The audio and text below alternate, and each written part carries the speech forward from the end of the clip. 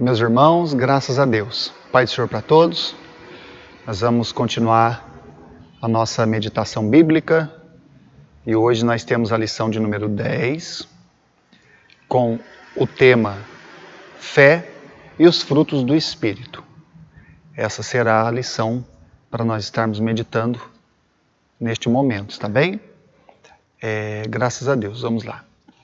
Primeira coisa importante para dizer para os irmãos é que ao longo de algumas lições anteriores estávamos fazendo meditações a respeito da vida e a experiência dos patriarcas, começando desde Abraão. E de lá para cá, muitas lições que nós tivemos, com toda certeza nós pudemos aprender muito. E sempre não se esquecendo de fazer recordações da maioria de cada um deles e suas experiências diversas, está bem? E dentro deste assunto, agora, para a lição de número 10, nós vamos entrar num ponto que podemos tomá-lo de uma forma geral, ou seja, trazendo a lembrança de que na vida de todos eles, cada um deles, além de suas experiências com Deus, a operação do Espírito de Deus em suas vidas para que as suas histórias chegassem a nós como foram. A vida e a história de Abraão, de Isaac, de Jacó, de José e outros mais. Por isso que é muito sugestivo este assunto que se relaciona primeiramente a eles e agora é transmitido a nós através da palavra de Deus para que nós também sejamos alimentados, não é? E abençoados por Deus, porque de certa forma a mesma oportunidade que eles tiveram é a que nós atualmente estamos experimentando a respeito de fé e os frutos do Espírito. Temos uma leitura em Hebreus 11, conhecidíssima, que está no verso 1, quando diz, ora, a fé é o firme fundamento das coisas que se esperam e a prova das coisas que se não veem. Isto está em Hebreus.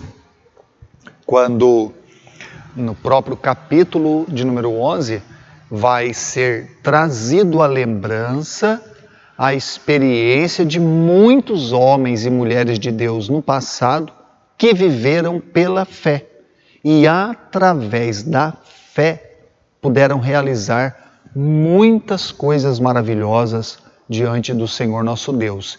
E estas muitas coisas, as quais nós podemos mencionar, elas são naturalmente os frutos do Espírito. Está bem? Essa será a nossa lição para hoje. Na introdução mesmo está escrito assim: na aula de hoje estudaremos um pouco sobre a fé na vida de um homem e como os patriarcas tinham sua fé firmada em Deus e como foram abençoados por isto. Então esse será o nosso assunto, fé e frutos do Espírito. Na grande verdade, seria o mesmo que falar sobre fé e obras. Obras e fé, ou as obras da fé.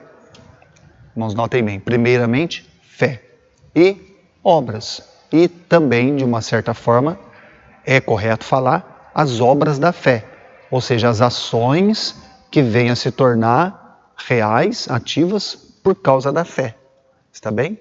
Então, um ponto importante que até a questão da definição de fé, os irmãos podem se preocupar em meditar e estar envolvidos com ele, ela é um dom de Deus, isto está escrito na palavra, não é algo que o ser humano produz através da sua atitude psicológica, emocional, isso é uma operação do Espírito de Deus, é algo que é uma obra de Deus, é espiritual e é sobrenatural. Então quando nós falamos sobre isso, é o mesmo que nós pudéssemos dizer para os irmãos que a verdadeira fé, ela significa muito mais do que crer na existência de Deus. Ela se baseia num relacionamento com Deus. Por que isso é importante? Irmãos, vejam bem que nós vamos falar de umas coisas um pouco mais sérias, mais profundas, mas irmãos, meditem, tá? É muito simples alguém dizer assim, eu acredito em Jesus como um Salvador. É muito diferente quando alguém diz, eu creio que Jesus é o meu Salvador. Então, há uma distinção entre ambas as coisas, porque existe uma fé, digamos assim, que na grande verdade não seria diretamente uma fé da Bíblia, que não é uma fé ativa, é uma fé passiva. É uma fé sem ações, que na verdade não é uma fé. A fé é como um dom de Deus para que traga um grande benefício para a alma de alguém, tá? Por quê? Porque a fé verdadeira, ela é seguida de obras, de ações. Por isso que nós temos aqui, conforme Hebreus capítulo de número 11. A fé tem essa profundidade. Ela significa muito mais do que acreditar em Deus. Mais do que acreditar. Isso significa ter um relacionamento pessoal com Deus, aproximar-se de Deus. Porque no mundo mesmo, se nós formos caminhar pelo mundo afora, nós vamos encontrar milhares de pessoas que creem na existência de Deus. Mas que tipo de fé eles têm se essa mesma fé não os conduz a se interessarem por um relacionamento pessoal com Deus? Então isso não é a fé da Bíblia. É muito importante nós definirmos assim, distinguirmos as coisas para que não haja confusão. A fé que a palavra de Deus fala, a fé verdadeira, a fé genuína, operada pelo Espírito, ela vai conduzir o homem e a mulher a se interessar por um relacionamento com Deus. Um relacionamento pessoal de respeito, de temor, de consideração, de louvor, de gratidão. Não adianta as pessoas dizerem que creem em Deus, que acreditam em Deus, mas não terem ações posteriores que provem que existe uma fé da Bíblia no coração desta pessoa. O que pode haver uma crença comum, uma crença simples, um acreditar, não é, em algo, mas não significa mais do que isso. É muito importante nós definirmos assim, porque há entre nós uma vaga muito grande de pessoas que dizem acreditar, que dizem confiar, que dizem esperar, mas, irmãos, notem bem, o próprio título da lição, fé e os frutos do Espírito. Isso é muito importante porque a fé, como um dom, ela está aqui exemplificada pelo fato de que, na vida dos patriarcas, que são as lições que nós estudamos, mas notem bem que em cada um deles havia a atitude de um exemplo de fé e de confiança em Deus. Isso é muito importante. E um fato importantíssimo também, que nós temos a experiência dos patriarcas, afinal de contas, a lição de hoje, número 10, embora ela ramifique bastante, mas trazendo à lembrança as experiências que eles tiveram, a fé, ela não é de maneira alguma para nos tornar perfeitos, mas é para nos dirigir no caminho da perfeição. Ou seja, um homem de Deus, uma mulher de Deus, alcançado pela salvação, recebe pelo Espírito Santo fé no coração. Mas a partir do momento que ele recebe fé, ainda ele não está experimentando uma vida em perfeição. Mas, no entanto, esta mesma fé o caminhará em direção ao aperfeiçoamento a cada dia. Isso é maravilhoso de se dizer porque a palavra de Deus diz categoricamente que havia fé poderosa no coração de Abraão. Mas Abraão também era fraco, frágil, falho, pois as suas fraquezas foram reveladas através de suas ações. Mas, irmãos, notem bem, mesmo sendo assim, Abraão não deixou de crer em Deus, de acreditar e de agir com posteriores mudanças que provavam que existia a atuação de uma fé no seu coração. É muito importante os irmãos que estão me ouvindo refletirem, considerarem com os adolescentes, com os jovens, porque isso é algo que nós não podemos ser omissos. Precisamos ser bastante objetivos e falar sobre isso quantas vezes for necessário. Sobre a fé autêntica. Muitas pessoas vivem iludidas, envolvidas até num cristianismo, achando que elas têm fé. Mas, na grande verdade, o que provará que esta fé é uma fé verdadeira, uma fé ativa, uma fé operada pelo Espírito de Deus em suas vidas, será em reciprocidade com as suas ações para com o Senhor Jesus. Tanto que a própria expressão frutos do Espírito estão significados no sentido da santidade. É a vida em santificação que provará ou demonstrará estes frutos do Espírito, que lá em Gálatas, lá em Tessalonicenses, Paulo mencionou de uma forma muito maravilhosa, não é? Quais são estes frutos do Espírito. As irmãos notem bem, nós temos aqui num tópico de número 1, dizendo assim, que uma definição mais completa está em Hebreus 11:1.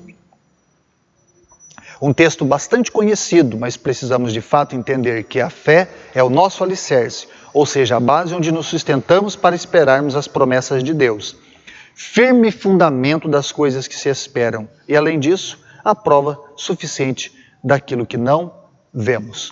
Os patriarcas são exemplo de fé, Abraão creu em seu chamado, não é? E isso lhe foi imputado por justiça. Isaac, homem de oração, orou por sua mulher Rebeca para que ela gerasse. Isso nos mostra a sua confiança em Deus, sem a qual ninguém pode agradar a Deus. Também podemos mencionar a José, que ao pedir que seus ossos fossem levados para a terra prometida aos seus pais, mesmo sem ver, ele sabia que esse dia chegaria. Vamos notarem bem, especificamente, qual é a atividade mais poderosa da fé? É agir no coração de um salvo, de um redimido, com este princípio de vida. Ele ter esperança nas promessas de Deus que um dia haverão de cumprir. E a mais poderosa de todas, o quê? A salvação, a vida eterna. Ainda que fé se use para muitas e muitas outras coisas que diz respeito à vida comum. Sim, elas podem estar atuantes, mas o princípio mais ativo delas é este. Por isso que nós temos uma palavra na primeira carta de João, quando se expressa: esta é a vitória que vence o mundo, a nossa fé. Então, os irmãos, notem bem, a fé primariamente é dada ao coração de um salvo, desde que eles recebem essa obra poderosa de Deus em seus corações, para que vençam o mundo, para que vençam o pecado, para que vençam as tentações, para que vençam tudo aquilo que vem contrário ou vem como oposição à obra gloriosa que Deus está pretendendo realizar em nós a cada dia. Por isso que, mais uma vez digo, a fé verdadeira não significa apenas crer na existência de Deus, mas vai muito mais além. Isso reflete-se em um relacionamento pessoal, não é? Uma atitude diária que prova esta confiança, que esta fé é uma fé verdadeira. Nós temos aqui, a respeito das obras do caráter cristão, quando diz assim: vimos que a fé nos leva para perto de Deus, porém não basta somente falarmos que temos fé. Está escrito que a nossa salvação não depende de obras, mas sim da fé. Porém, conforme a epístola de Tiago, ele diz que a fé sem obras é morta.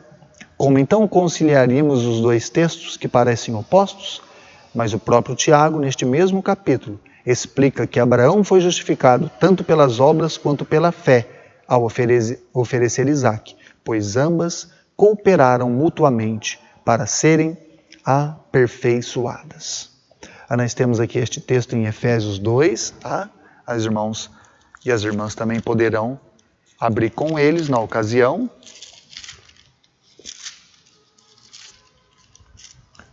Carta de Paulo aos Efésios, capítulo de número 2, aquela palavra bastante conhecida, quando diz assim: porque pela graça sois salvos por meio da fé, e isto não vem de vós, é dom de Deus, não vem das obras, para que ninguém se glorie. Os irmãos façam referência também para o tópico de número 2. Um pouco mais à frente também está escrito assim: então, quais são os frutos de um cristão? É a pergunta feita, os irmãos notem bem, dentro da revista. Aí vocês chamem eles para esta atenção. E vão para Gálatas e também para Colossenses. A expressão que diz assim: em Colossenses, bem como em Gálatas, Paulo diz para nos revestirmos de misericórdia, benignidade, humildade, mansidão, longanimidade, perdão e amor, tendo sempre a paz em nossos corações, pois esses são os frutos do Espírito. Em Colossenses capítulo 3 e em Gálatas capítulo de número 5. Lá se mostra os frutos da carne e os frutos do Espírito. Os frutos do Espírito totalmente opostos, em contrariedade com os frutos da carne. Vamos ver primeiro em Colossenses, também, que será muito importante, no capítulo 3, conforme a menção de Paulo aqui. No verso de número 12, quando ele diz assim: revestir-vos como eleitos de Deus, santos e amados, suportando uns aos outros e perdoando uns aos outros. E a paz de Deus, para a qual também fostes chamados, em um corpo, domine vossos corações e sede agradecidos. E também Gálatas 5:22.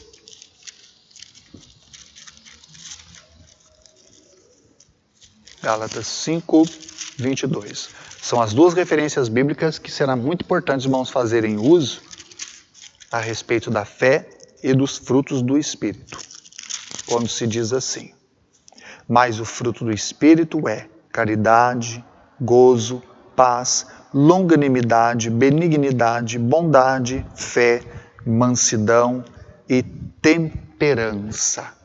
Então está aqui.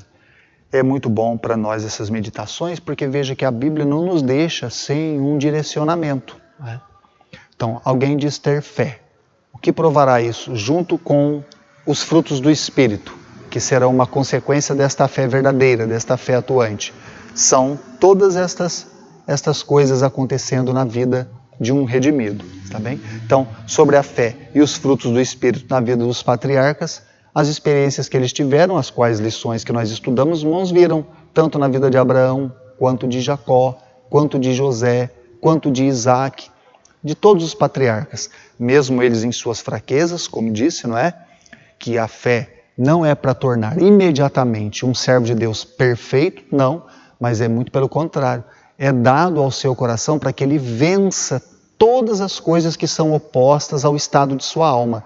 Se a sua alma tem recebido muitas bênçãos de Deus, no sentido de desfrutar de alegria da salvação e tantas outras bênçãos mais, o que vai acontecer? A fé será dada ao seu coração para que ele vença todas as oposições e continue indo avante, mesmo muitas das vezes conseguindo encontrar muita fraqueza, muita fragilidade em seu coração e em sua mente, mas a fé o tornará forte, não é? O fará confiar, continuar, sem retroceder. Esta é a finalidade mais fundamental da fé. Por isso que para nós finalizarmos, fica para os irmãos, não se esqueçam, na primeira carta de João, capítulo de número 3. Leiam todo o capítulo 3, que é muito importante. E um verso mais incisivo é este: esta é a vitória que vence o mundo, a nossa fé. Está bem? E que assim então, Deus abençoe a vida de cada um dos irmãos e vamos meditando cada vez mais na palavra de Deus. Paz do Senhor para os irmãos, Deus abençoe.